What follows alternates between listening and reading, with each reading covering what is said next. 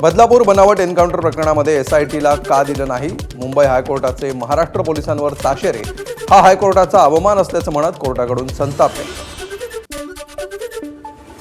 बनावट जन्म आणि मृत्यू प्रमाणपत्र बनवल्याप्रकरणी मालेगावमध्ये ईडीकडून 9 ठिकाणी छापेमारी, मनी लॉन्ड्रिंगचा गुन्हा दाखल.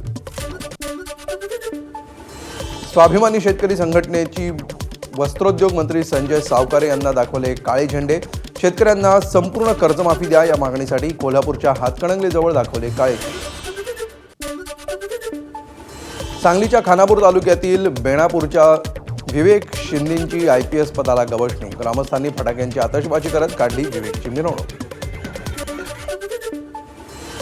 धाराशिवच्या सटवाईवाडीतील पुष्पराज खोतला UPSC परीक्षेमध्ये यश. पुष्कराजचा देशामध्ये 304 क्रमांक. सध्या पुष्कराज कृषी अधिकारी म्हणून कार्यरत. मुंबईतील एल्फिस्टन पूल पाडकामासाठी आज रात्रीपासून बंद. शेवडी वरळी एलिव्हेटेड कनेक्टर प्रकल्पासाठी MMRDA जुना पूल पाडून नवीन डबल डेकर पूल बांधणार. मुंबईत सध्या 20 उड्डाणपुलांचं काम प्रगतीपथावर.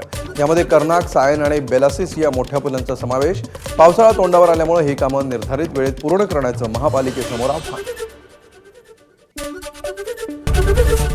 ABP माझा, उघडा डोळे बघा नीट.